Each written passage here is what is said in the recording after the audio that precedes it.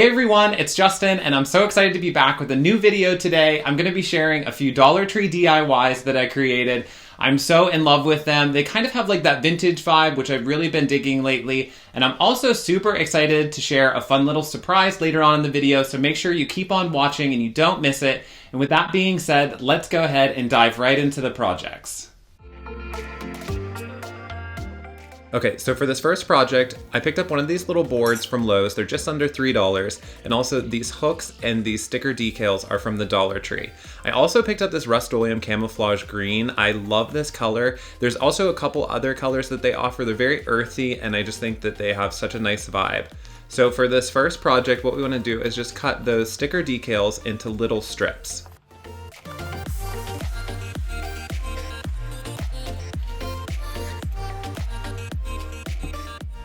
And to remove some of those strings that were attached to the side of the decals, I just went through with a small pair of scissors and just trimmed them off.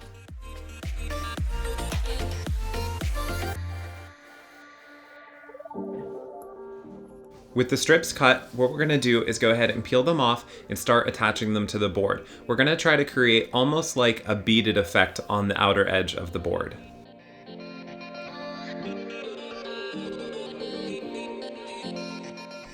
And to make sure that they were adhered to the board, I just went back through with a paintbrush and really pressed down all of the sticky tabs.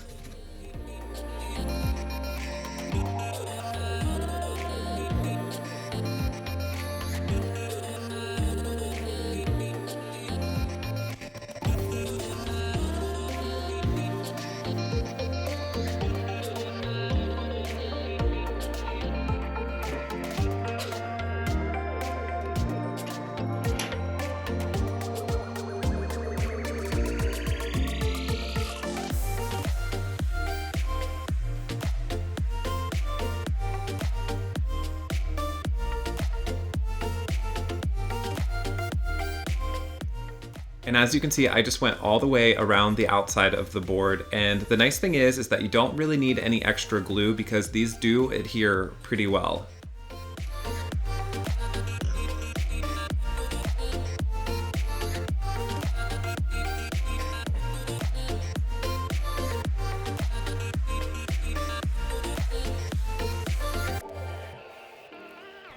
Now with our camouflage spray paint that I mentioned in the beginning, we're just going to go ahead and give it an all-over coat.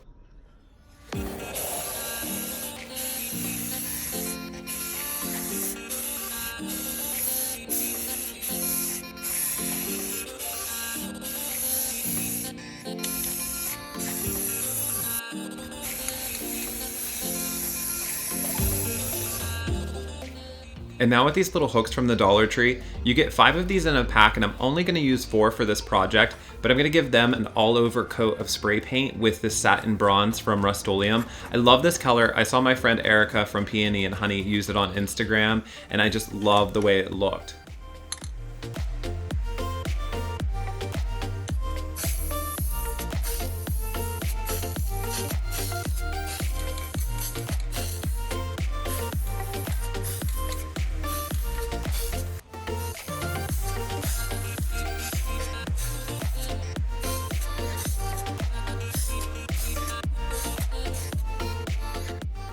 So since I wanted the screws to match the rest of the hooks, what I did is I just stuck them in a piece of cardboard, and I'm going to spray paint them that way. That way they're not falling all over, and it's really easy to spray paint them.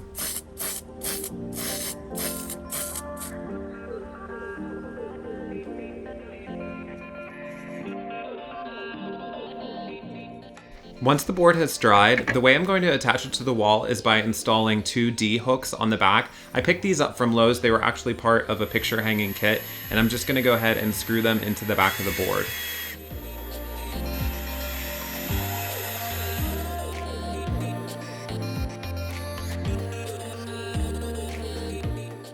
Once we have the D-hooks installed on the back, now it's time to install the little hooks on the front. And so all I'm gonna do is evenly space them out, and you can see how these screws dried. I love the way they look with the gold paint on them. But anyhow, now it's time to make the little marks, and what we're gonna do is just drill little holes in so we can insert the screws in.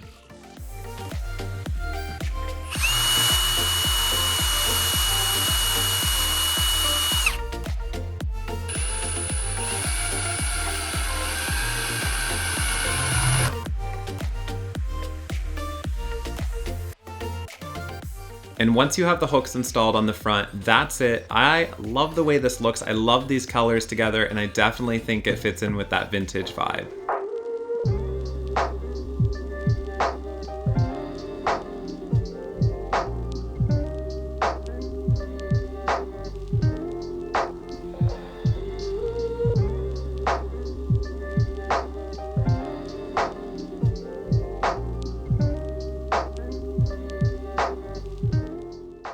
Before we get into the next project, I'm excited to share that today I'm taking part in Jamie from the Crafty DIY Guys Let's Hear It for the Boys Friend Hop featuring all guy crafters. I've seen some of the projects and you're going to absolutely love them. So to follow along, make sure you click the link down in my description box and that will take you to the next video in the hop. It's such a fun way to see some new crafts, to meet some new faces, and also there is one other little surprise in today's video, so make sure you keep on watching to find out. So keeping in the vintage vibe, I love the way this next project came out. I grabbed these frames from the Dollar Tree, and also if you haven't been to the new Crafter Squares, I've seen these a few places, and they have these decal stickers and also a little bit of this gel super glue. This is my favorite one from the Dollar Tree because you can kind of move it around for a couple seconds before it completely dries.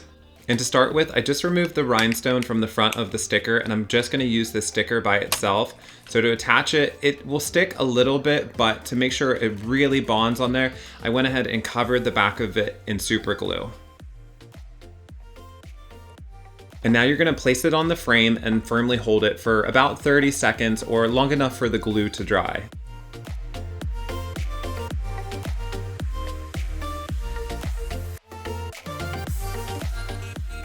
And now that we have the first one attached, what we're gonna do is just go ahead and use the other stickers and place those around the outside of the frame.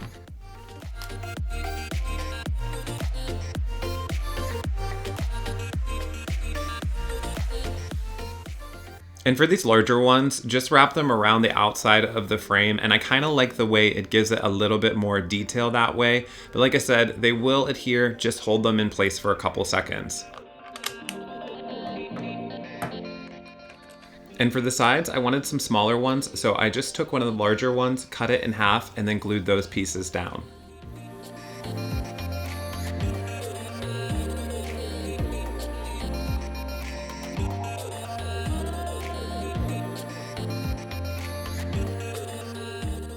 Once the pieces were all glued down and secured in place, what I did is removed the glass, and we're going to be spray painting the frame.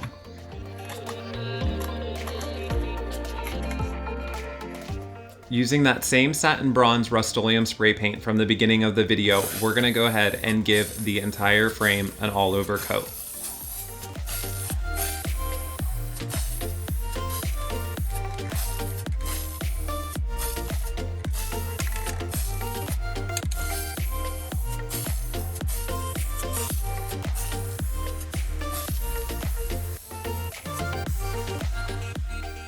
To give the frame a little bit more detail and more of an antique look, I'm going to be using a little bit of antique wax and applying an all-over coat and then wiping that away.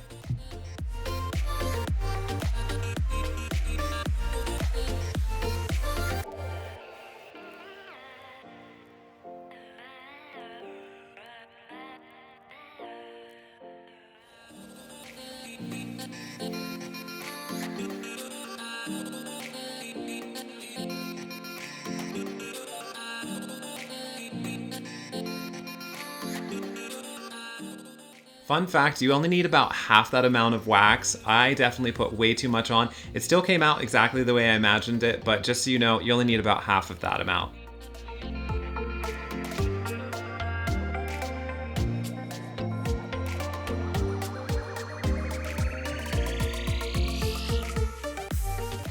The nice thing about using this wax is you also have a little bit of time to play with it, so you can wipe off as little or as much as you'd like, depending on how antique you want it to look.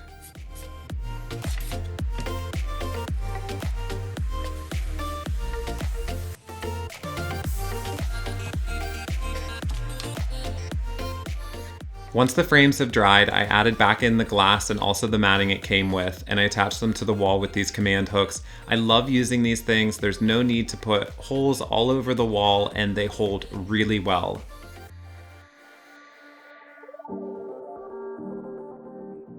I also wanted to share that I found these beautiful prints on Etsy from a store called North Prints. She graciously sent me these prints and I love the way they look. She has the best antique vintage artwork. You definitely have to check it out. I'll link it below.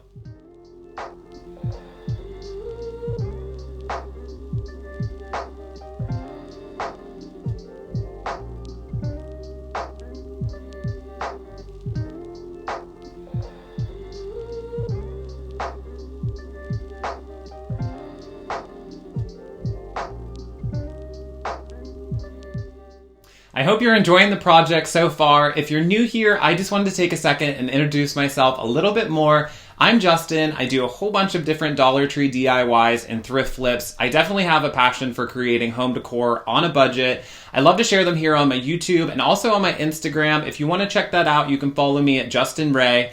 And also, for the other little surprise in today's video, I wanted to share that we're doing a giveaway package from our sponsors, A Maker Studio, Surebonder, Catch, and Dollar Tree. It's super simple to enter. All you have to do is leave a comment under everyone's video in the hop until you've made a complete circle. So make sure you check out all the other videos. Like I said, there's some fantastic projects. You're gonna love it.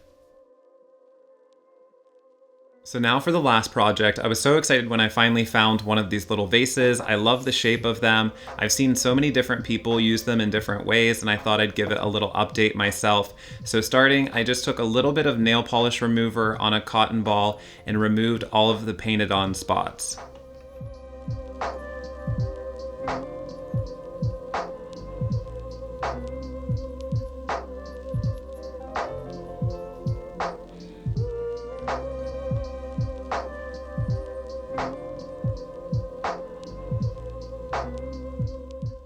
Once all the spots have been removed, I thought I would try this really fun technique that I saw on Instagram. My friend Justine Angel uses cinnamon to update vases, and I thought that that would be so fun. So I couldn't find any ground cinnamon at the Dollar Tree, so I bought these ground cloves, and I just took a little bit of craft paint. And what I'm gonna do is cover the entire top of the yellow part with the craft paint. And the craft paint I'm using is in the color Buff. I've used this on previous projects and I love the color of this. It kind of has a really perfect neutral shade to it.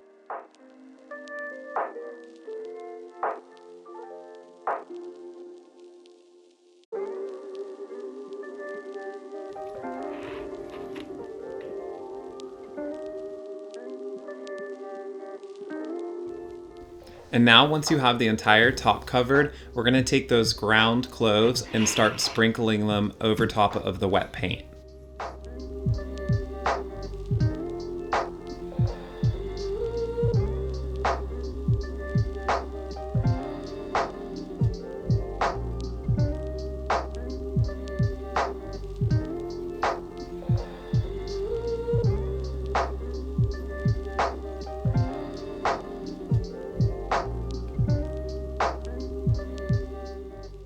The nice thing about this technique is that you can really build it up. So say you missed a spot, you can go back in with the paint and then sprinkle more of the cloves over top of it, and it really gives it a rich texture on the top.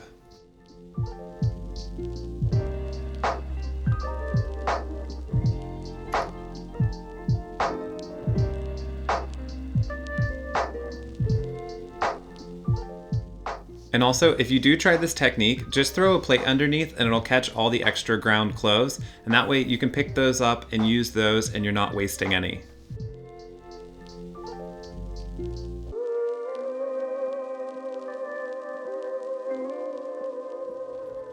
And once that dried, I just used one of my paint brushes from the Dollar Tree to remove the excess.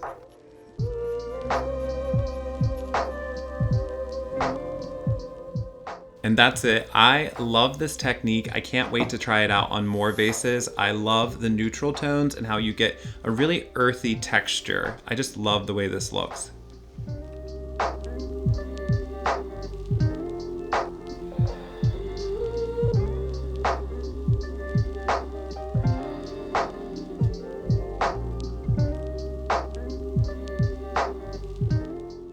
I really hope you enjoyed the video. Don't forget to check out the next video in the Let's Hear It for the Boys friend hop. The link is in my description box, and if you recreate any of these projects, make sure to tag me on Instagram. I love seeing them, and also don't forget to hit the thumbs up button and subscribe. It really helps my channel out, and also you can follow me on Instagram at Justin Ray. Ray is spelled with a W-R-A-Y. Thank you for watching.